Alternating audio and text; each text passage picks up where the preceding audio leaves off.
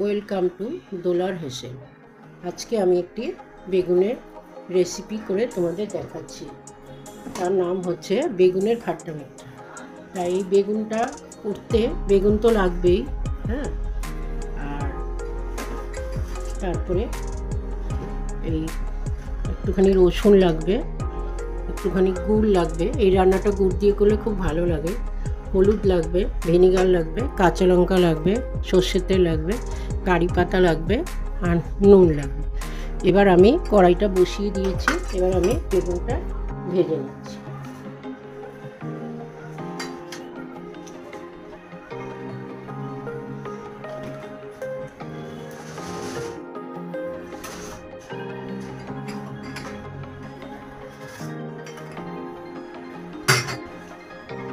এবার আমার তেলটা গরম হয়ে গেছে। এবার আমি কেটে রাখা বেগুনগুলো আগের থেকেই আমি নুন হলুদ মাখিয়ে রেখেছিলাম।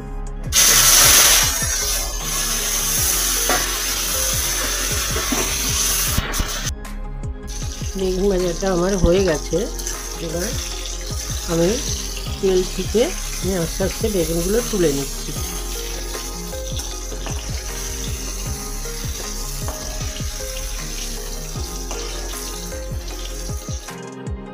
ওই তেলের মধ্যে আমি কারি পাতা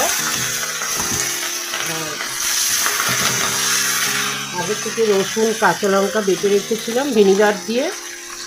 এটা ভিনিগার দিয়েই বাটতে হবে। ওইটা তেলের মধ্যে দিয়ে দিলাম। তোমরা দেখতে থাকো।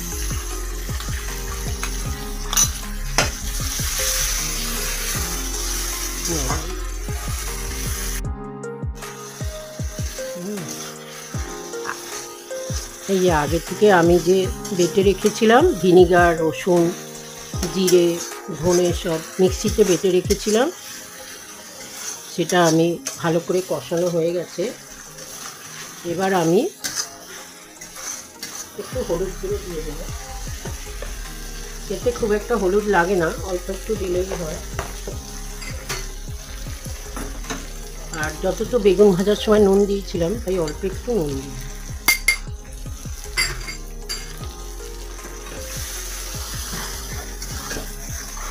মশলাটা আমার ভাজা ভাজা হয়ে গেছে, তেল ছেড়ে গেছে।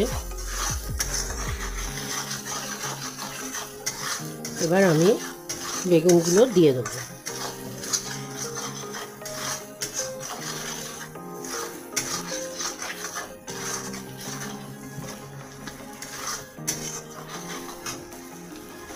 এবার আমি বেগুনগুলো দিয়ে দিলাম।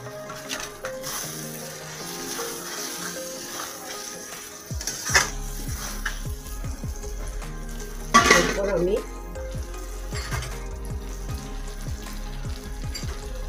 গুড় দিয়ে দিলাম। এই রান্নাটা তো গুড় দিয়েই বেশি ভালো লাগবে। এবার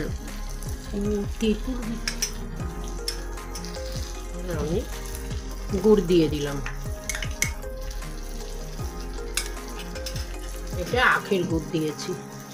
আখের গুড় দিয়ে দিলাম। দিয়ে আরেকটু ভিনিগার লাগবে, আরও 1.5 চামচ আমি এখানে আগে 1.5 চামচ বাটার সময় দিয়েছি, এখন আবার দিলাম।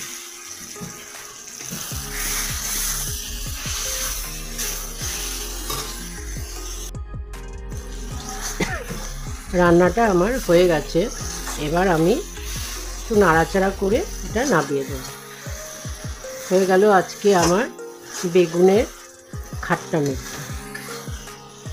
তোমরাও করে দেখো কীরকম লাগে। তোমরা নিশ্চয়ই জানো, কিন্তু আমি কিভাবে করলাম একটু দেখো, দেখে তোমরা একটু লাইক দিও। এখানে রান্নাটা শেষ করো।